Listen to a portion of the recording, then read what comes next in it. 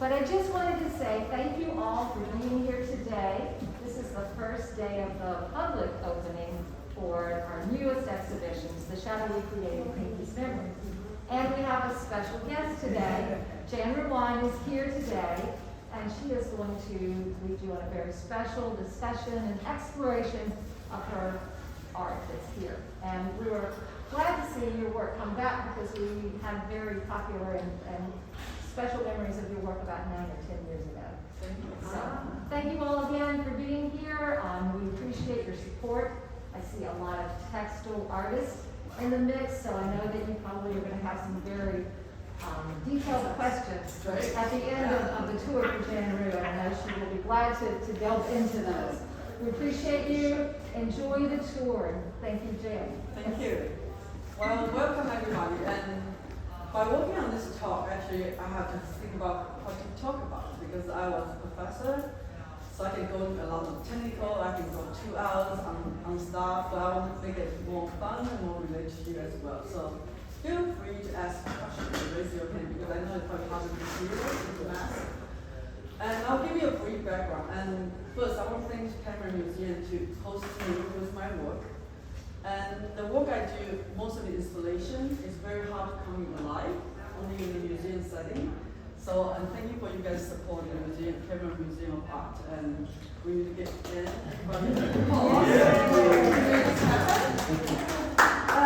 Let me give you a brief background on myself. I'm originally from Taiwan. I was very shy girl, extremely shy, and I never say a word before 2nd grade. So teachers thought I am mute. I don't say it. So the only way I connect is to start to doodle and draw and make things. So my father became really protective of me. So, oh, don't worry, I'll find a husband, she'll get married, she'll get a job, and then I start seeing my life go by like this. So only way I connect to the world is by making things. So one example, my first creation is making I use my backpack from school to make a vest and pants for my dog. Not because I want to make it pretty, but it's because I was so frustrated with schoolwork. So I cut that into pieces.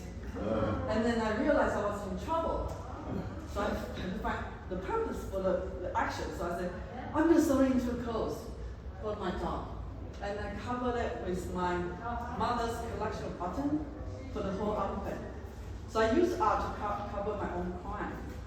I have no idea this could be called art. I didn't know I want to cover my act because I was angry and I cannot express myself. Then my parents think, oh, she's interested in fashion design. Let's send her to fashion school. So I was ended in fashion training high school in Taiwan. Then I said before, my father was very close to me. I was growing up to know each other without talking. I know how he wants. I know how he is respect of me, and we have those kind of spiritual connection. So when I finished fashion class school, he said he can find me a job. He has great connection, he can find me a great husband. And I started thinking about the reason I need to leave. And I stopped by the question, what else out there in Taiwan? I don't know. I just say I need to go to school. So I promised I will leave Taiwan to go to school for 3 years. And I'll be back. And now it's 32 years later. Because I think the field of art was full of possibility. I have endless idea. I can never stop. So it's very important for me to continue to explore. So as you can see, my work has a lot to do with material. I use a lot of fun material, and especially these 2 pieces. I think everybody kind of view it. Do not iron for me anymore, as well as a longing piece. Especially these 2 pieces to commemorate the relationship my father and me growing up. So I was an obedient Chinese girl. I loved to iron my father's shirt when I was little. I just love the smell of steam, as well as got praise from my father. Oh, great, before you go to work, I iron shirt all the time. Until I was a teenager, I started having a friend to hang out with, and I don't care anymore. And I stopped doing that. And one day my mom told me, your father complained to me, Jen never iron my shirt anymore. And at the time, after I want to say, too bad. I don't think about it. I mean, he didn't complain to me. He didn't want to talk to me directly, but he told my mom. And I told my mom, well, too bad. I don't feel interested in ironing his shirt anymore. So this was 20 years ago, 30 years ago. Until in 2008 and 2009, tragedy happened in my family. My grandmother, who was close to me, passed away. And then 1 year or half a year later, my father started get ill, and he passed away. So within a year, I lost two persons very close to me. And when I was holding the shirt, he left. He was government official in Taiwan. So he had time to dress shirt. And I was holding the shirt, and all of a sudden that conversation popped into my mind about I do not iron his shirt anymore. So I took out his shirt, started to iron, and burned the iron mark for each shirt, for that piece. And then I used the sleeves of this piece to create this piece called Loving. Everything started white from the sleeve, and the centerpiece, I print, actually it was the image of my father holding me. Oh. You can see a little silhouette. And I put all the sleeves around it. And the whole reason to put the whole piece in 45-degree angle is when you're standing in front of it, you feel you can jump into the piece and all the shirt buttoned behind you. So it's imagine like someone hugging you really tight.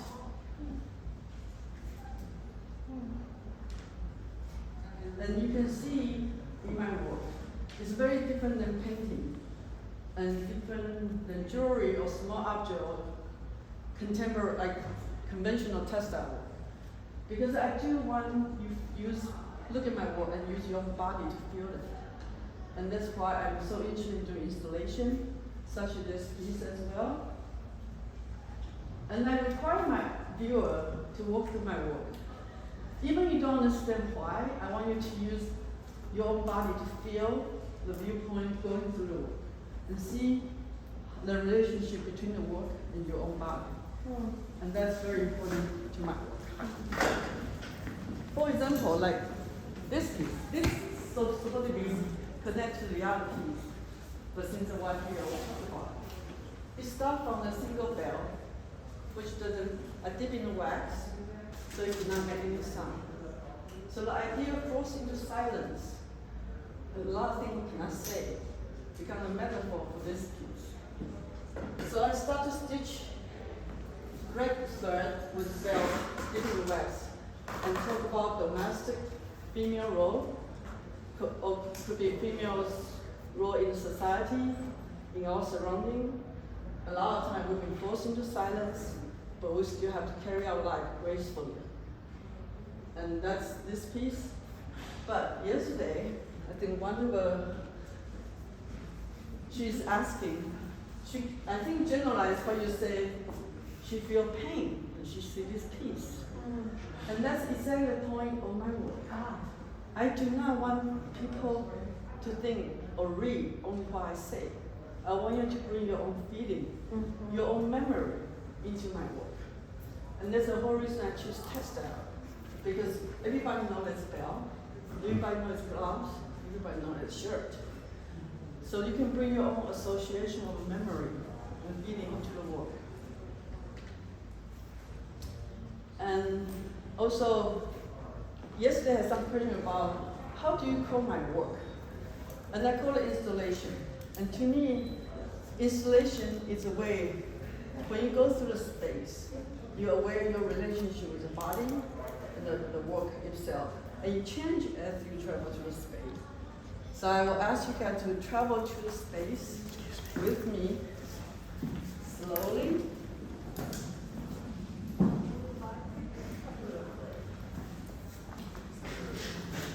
And this piece actually perfect with real housework. It's so powerful and amazing.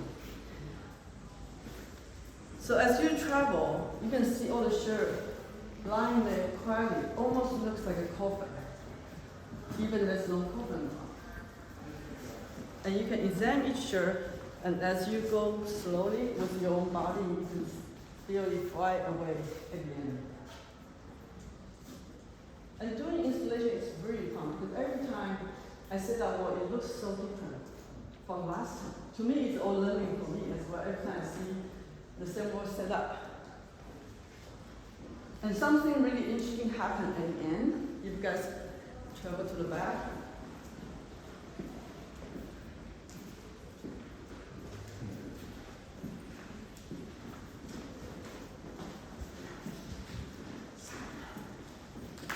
Chandra, were those your father's shirts? Yes.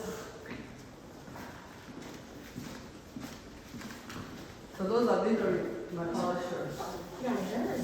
That's cool. So if you come all the way to the back, to this room. And this wasn't planned. I think maybe Bob, who is installed the show, planned this. But when you look at the viewpoint on the shirt, all the way to the end, the two work connect together. And it's a beautiful point of view. It's like my relationship with my father, my adolescence, relationship with my father, that connect all the way to a grown woman's life, to having her own family as well. So that's why I love about installation. You actually bringing more interpretation into the work itself. And it's never been like this before. It never been connected. It's never been connected. Never To the glove. been. To the gloves. So you can see from here, you see the whole should go all the way to the point. Could you talk about the red on the gloves? The red, sometimes in my works, symbolize desire, and also could be love. Right. I thought- Yeah. Yeah, that's what you're. And I think that they become part of my language associated with passion and sometimes pain as well. So I use a strong contrast detail with the white gloves in there. It's almost too like almost like a ski slope where you slide Yeah. down and straight into Straight the to- water. Yes. Like a launch. Yeah. And this part could be fly away or could be just holding down. I like the launch idea though. Yeah. Launching you into womanhood. Yeah. So this is my new discovery. Yeah. But I saw it yesterday. Yeah, God. Yay! Wow. Alright, let's travel to my last book.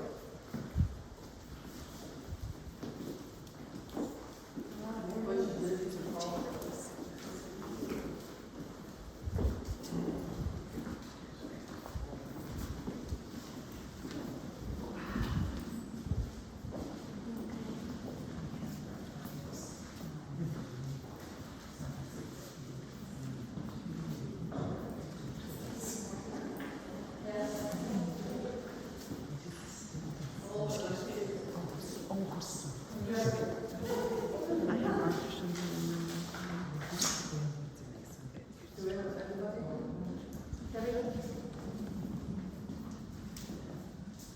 So you can see the material very importantly in my work. I sometimes search things that have multiple layers. I find discard material and I just have sensor and just rescue them. So the very beginning for this piece was boxes, probably like 5 boxes, sticky pink plastic sheets like this. And it was so big, and it was next to the NC supply store dumpsters. They don't want to even sell it as supply. Oh, surplus. They don't want to sell it in the surplus because it's so sticky and so weird. And because it's so pink, I feel a sense of sorry. I need to rescue them. So I bring all those boxes home. And I start washing with Dawn detergent, sheets by sheets, and dry them. And try to figure out what can I do with it because it's so pink and it's kind of remind me of female. Also the idea, where is my home? My home is in Taiwan, my home is in here, my home is when I travel. So I start making houses. First I print the image on both sides. And I start to sew it into houses. Like this. Yeah. You can pass this too. Without knowing what will become at the end. So I was like a mad woman, making the house, making sewing them together for like 2 months. And I said, okay, that's it. But because similar to textile technique, it's very slow, it's labor intensive, it's allowed me to start to think and sketch what's the final result I want it to be. And because it's plastic, so when I sew it together, I have to find a way to connect without hand stitch. Because imagine if you hand stitch, it was easy to rip. So I use the tag gun. For the people in textile probably know. The closing tag, the little gun with plastic connection together. To use that to assemble them together. So I made each houses with a belt, which dip in the wax. And that's the first wax belt I started. It actually was a funny accident. I ordered a tiny belt, the cheapest I can find online. And he sent it to me as rusty belt, because it's so cheap, so it's all rust. So you come out, open the package, the powder, oh no, it's gonna ruin my pieces, all powder coming everywhere. So I started to say, oh, maybe I'll dip in the wax.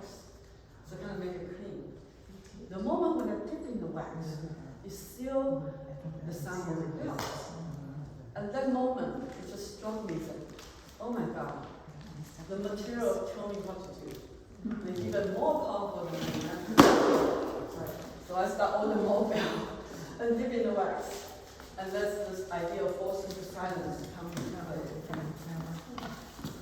And when you look at it, the individual house might be slightly different.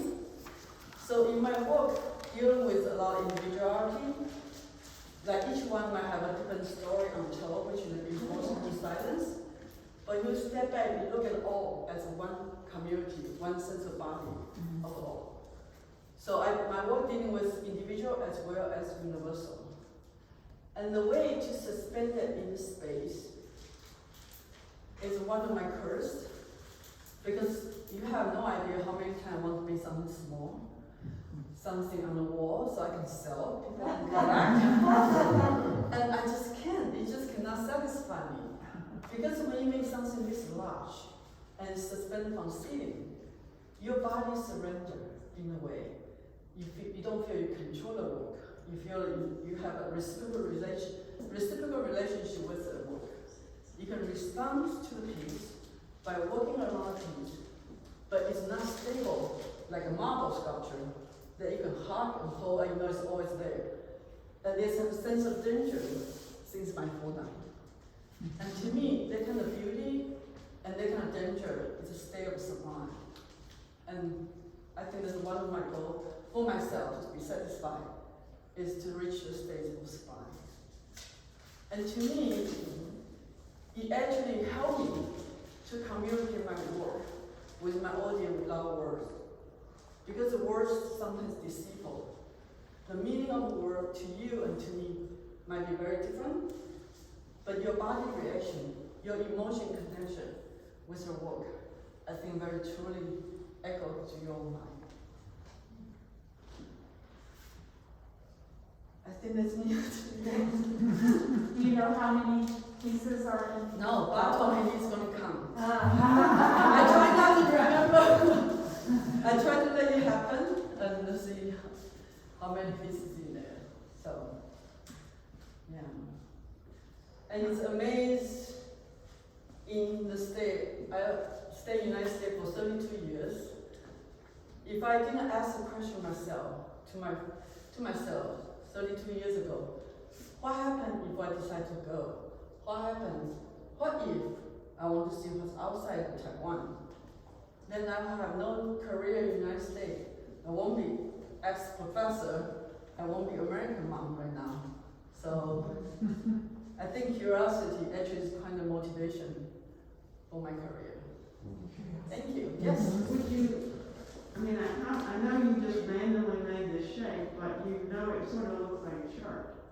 Yes, coming from the shirt, and then I decided to be a sense of body and shirt to suspend it. Yes, but when I'm making it, there's tons of sketch in my mind. And I always imagine how I work in space, how I will receive a piece. So I always consider my own body working into space, just how do I want to perceive my work to present to me. And that's what the tricky thing about installation, because sometimes you don't know. And it's so big, and I don't have a studio.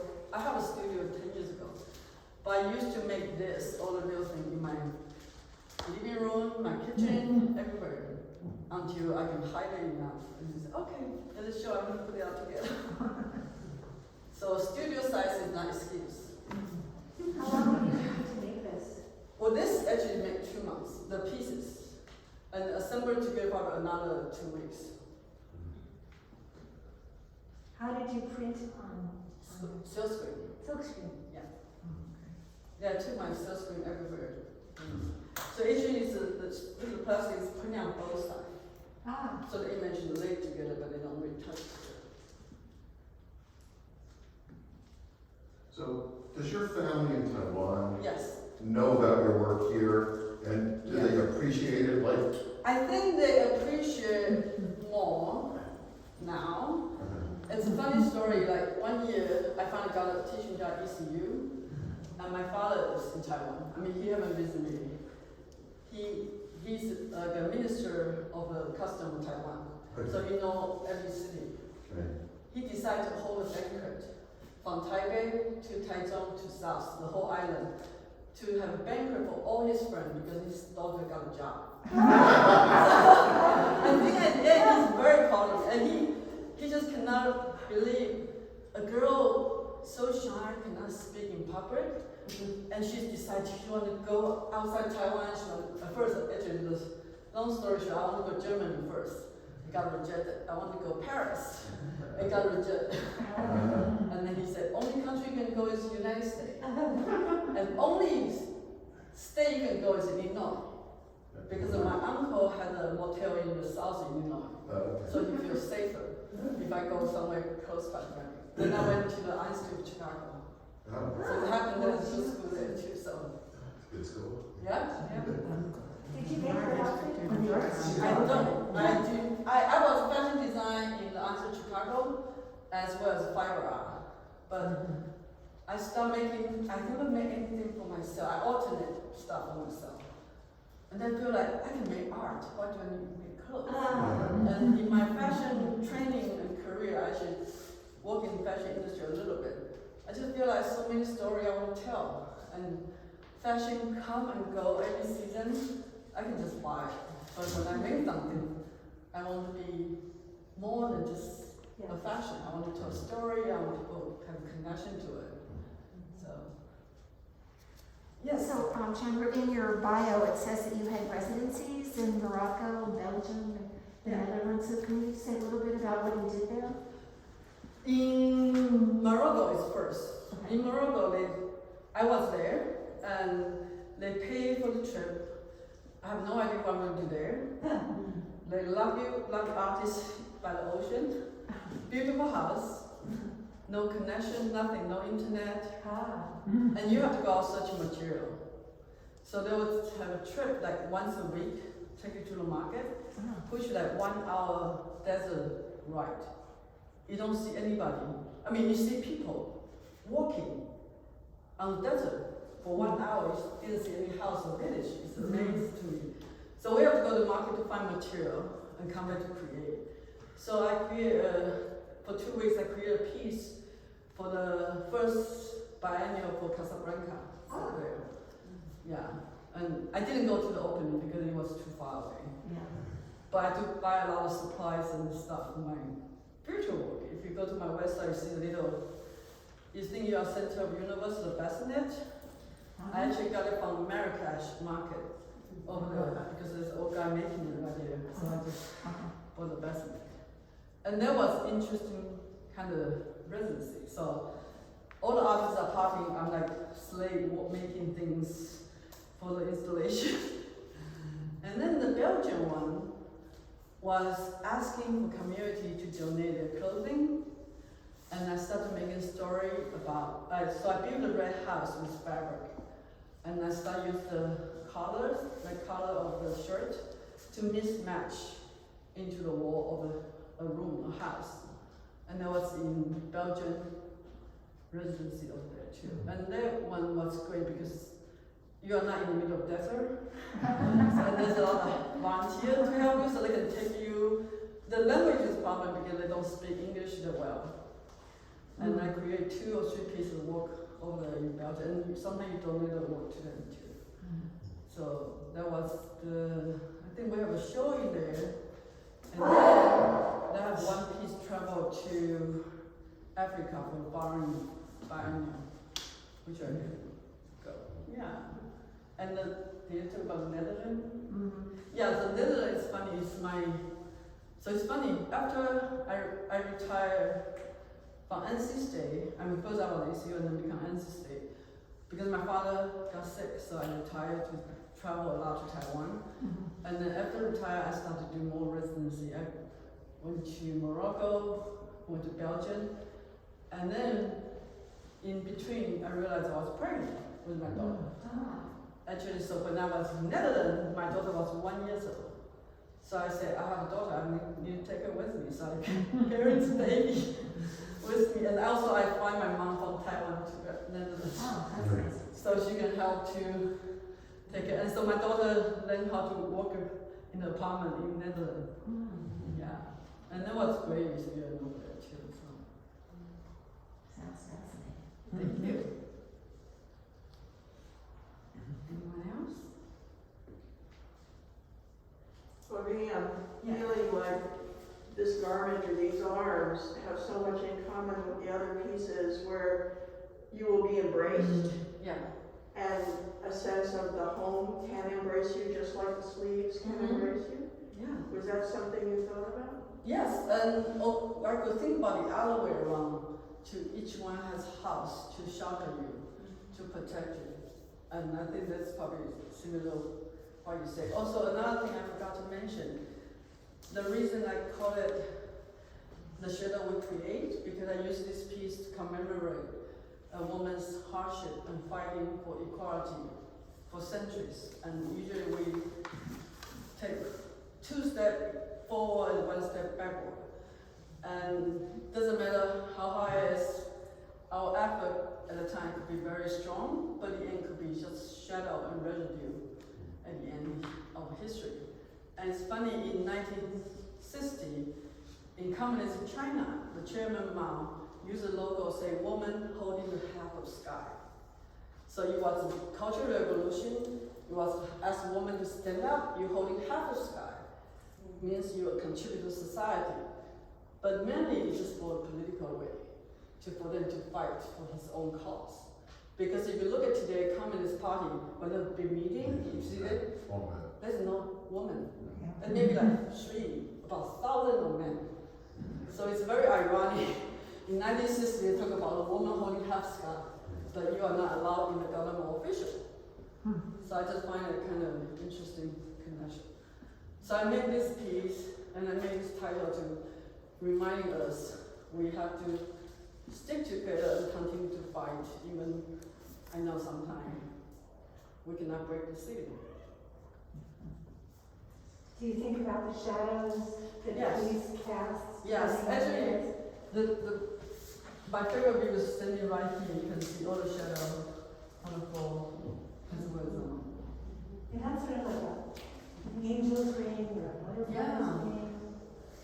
And it's funny about installation because last time I said this piece looks very different than this time.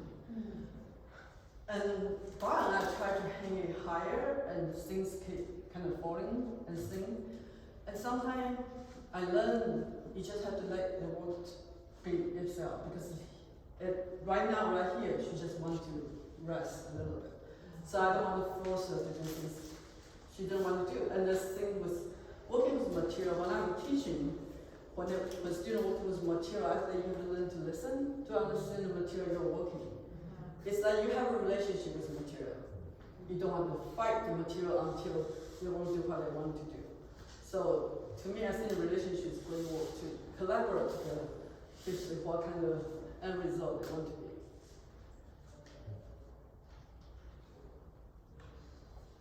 Anyone? Any textile question? No?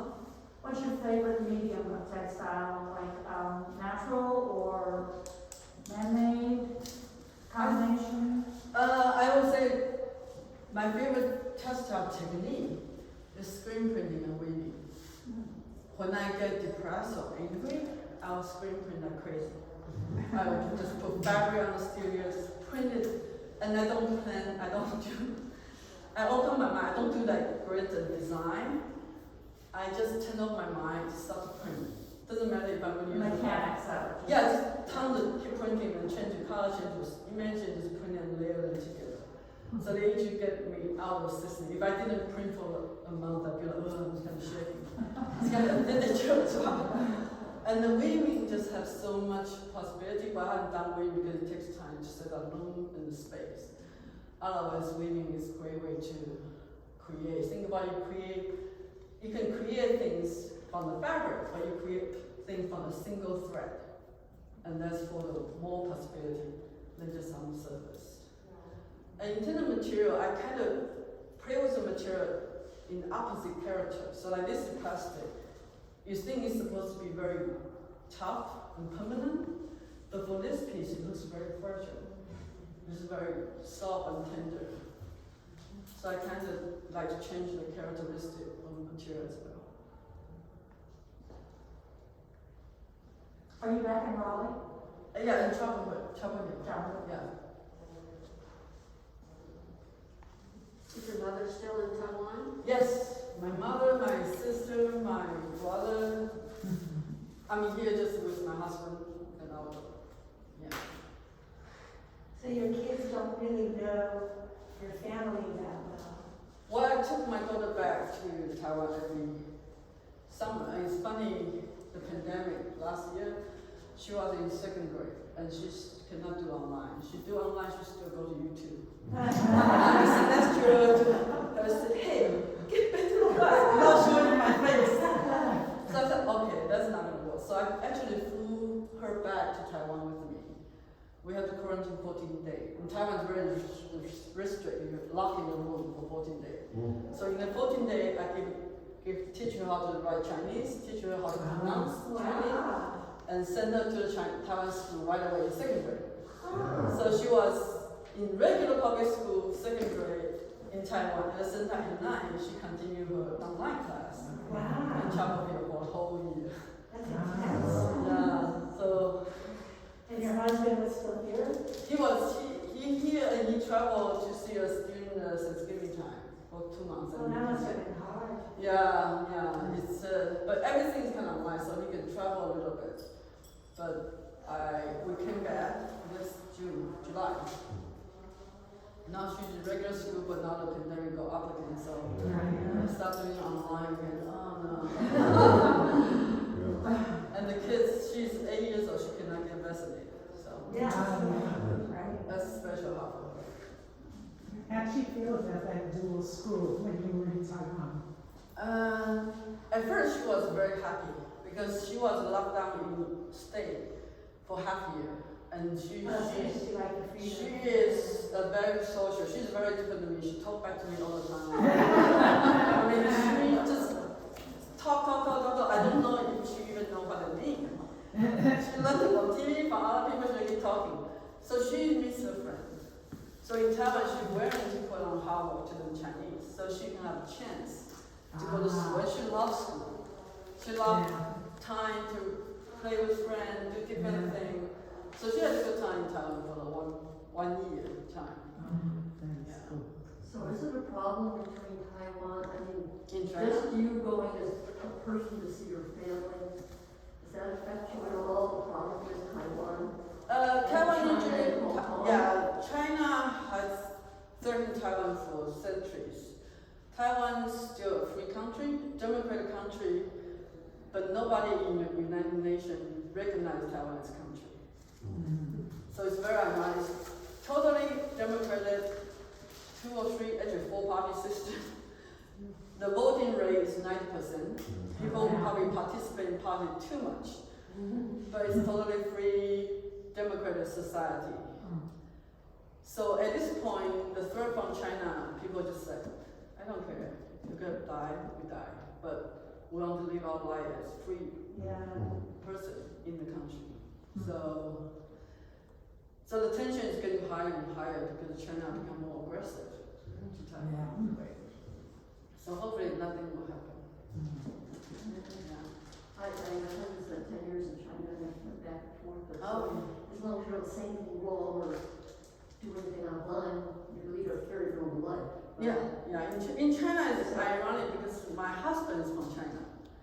So it's funny, he talked about poverty here. He never talked about poverty in China. And when I'm in Taiwan, we trash our president and government all the time. So when I met my in-law in China, you told them about poverty, they just don't respond. No. Nobody responds anything. They just okay. And they don't tell you not to say, just no response.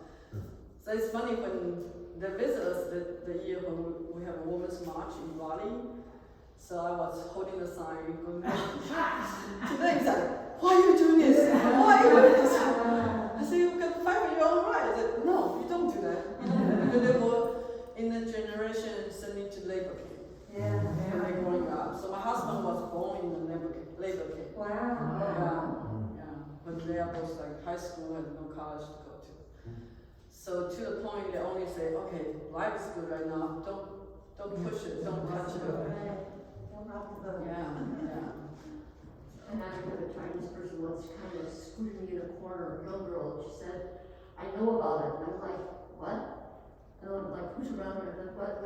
She was trying to talk about Tiananmen Square. You know, she said, I know, but they don't teach it in school. You It's can't. not You cannot even talk talked about about. it. It's Yeah. not. Actually, right now it's worse than before. Right. I think, 10 years ago, I think China is more open and free. During the Clinton era, actually has a lot of company open up. All the economy right now in China is because that period of time. Students can come and go, people come and go, and people can spend their money in there, they can spend money here from China.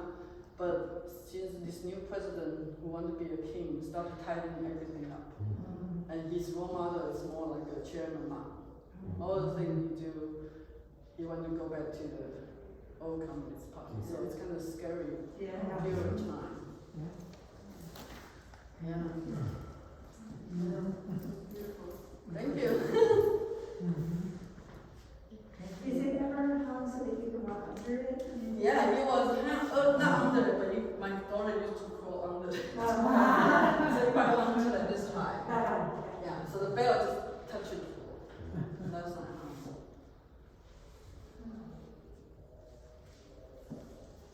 It's such an honor for you to be the Oh, president. thank you, thank you. So, so. Yeah, How did you happen to pick these? Because they're on the hand too. You seem to like to use these belts. Yes, The yes. sun hands. Yeah, it was inspired making this piece and then decided to get to the point, just use the belt. shut off left over. Yeah,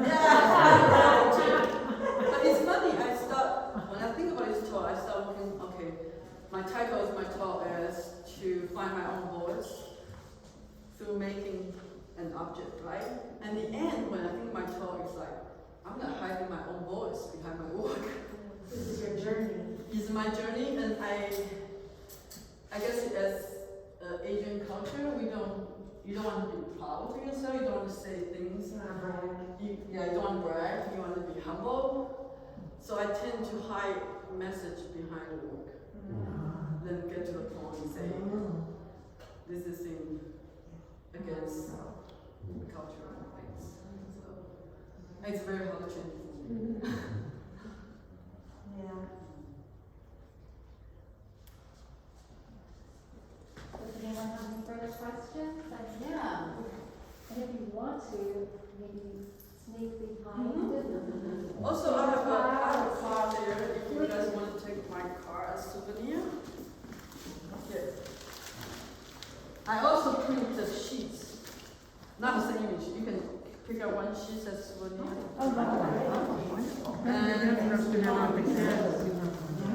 Maybe she'll leave that. That's my old. Yeah. Remember the one that she made in this one?